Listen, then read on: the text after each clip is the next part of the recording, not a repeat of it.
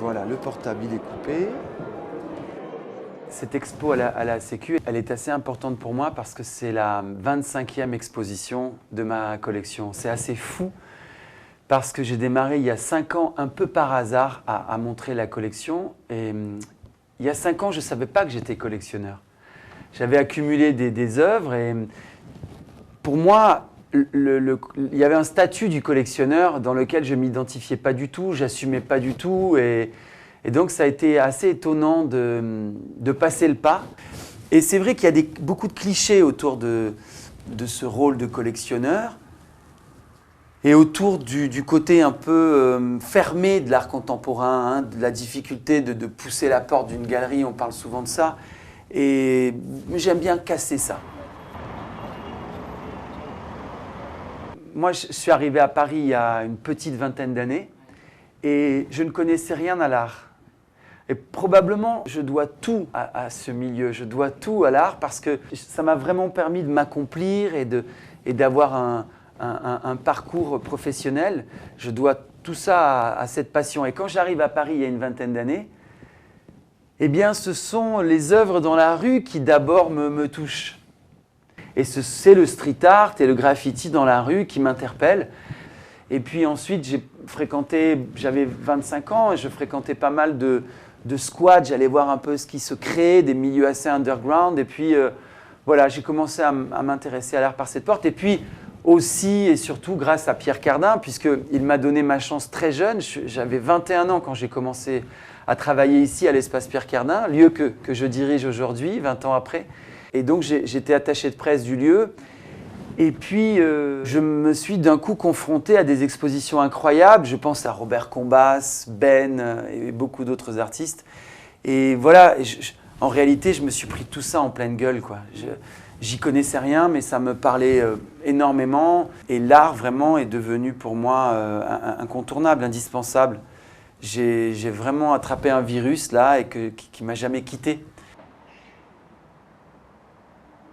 Je me suis vraiment spécialisé depuis 4-5 ans dans le street art, que je fréquentais depuis une quinzaine d'années, mais vraiment j'ai spécialisé la collection dans ce mouvement parce que c'est le mouvement qui me touche le plus. C'est le mouvement qui me touche le plus de par son ADN, c'est-à-dire sa gratuité, son accès à tous, au plus grand nombre dans la rue, son côté militant, et puis son rapport direct, hein, un rapport esthétique très fort aux œuvres.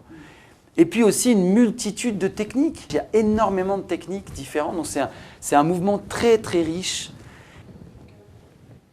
Et le street art en particulier, c'est un formidable moyen d'ouvrir la porte, hein, d'un intérêt à l'art. Pourquoi ?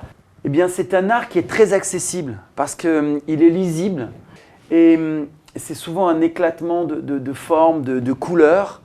Et donc, ce n'est pas un art compliqué à percevoir, c'est un art assez immédiat. Pourquoi ? Parce qu'il est dans la rue. Il est fait pour être à la portée de tous, des enfants, des adultes, des plus âgés, de tout le monde. Et donc, c'est un formidable moyen pour démocratiser l'art, pour rendre l'art accessible. Et donc, j'adore utiliser ce mouvement pour ouvrir la porte et pour faire venir des gens à nous. Et en ce sens, on mène un peu le même combat avec la Sécu. C'est un lieu magnifique, la Sécu, parce que c'est 250 mètres carrés, c'est un white cube, hein, à la façon des galeries new-yorkaises, et puis avec des magnifiques verrières.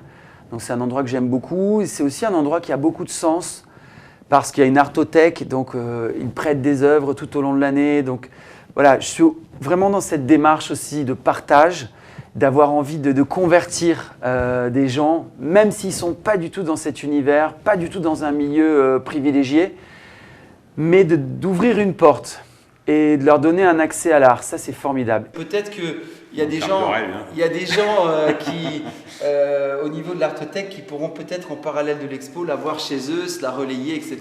Donc c'est une sérigraphie qui s'appelle Peace Bomber, c'est l'avion de la paix. Chez Part Ferré travaille beaucoup autour des codes comme ça, de l'iconographie que tu connais bien toi en tant que créatif, graphiste.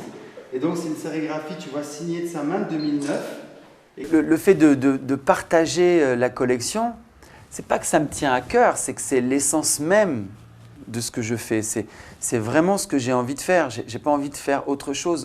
Et on vit un moment formidable parce que ce mouvement est en train d'éclore. Il est en train d'être reconnu par les institutions et on y travaille tous. En premier lieu, les artistes, mais nous aussi derrière, les collectionneurs, les passionnés. Et puis, tout le monde travaille à la reconnaissance du mouvement.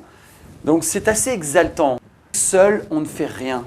On fait un énorme travail sur les réseaux sociaux, vraiment pour accueillir le plus grand nombre de personnes. Et c'est l'union qui fait la force. Et c'est dans cet esprit que j'ai créé Artistic Réseau. Et bon, ben voilà. Je pense que si on fait partie de ce milieu culturel, de ce métier, quel que soit le poste qu'on occupe, c'est qu'on a une obsession, c'est de partager, d'agrandir le cercle, hein, de faire en sorte qu'il y ait plus de gens qui s'intéressent à l'art. Parce que ben, ça change la vie, ça a changé la mienne. Et je suis persuadé que ça peut changer la vie de beaucoup de gens. Donc c'est ça qui m'habite aujourd'hui, c'est ça que j'ai envie de faire. Je pense à Didier Wess, grâce à qui on monte cette exposition, qui est le directeur artistique de Art Up, la foire d'art contemporain de Lille, à Lille Grand Palais. Alors donc la Sécu, c'est la 25e exposition de la collection, donc c'est un temps fort. Et puis c'est surtout un lieu et une équipe très attachante, hein. L'équipe de la Sécu, je pense à Patrick, Elsa. C'est pour ça que je suis très heureux d'aller poser ma collection de street art là-bas.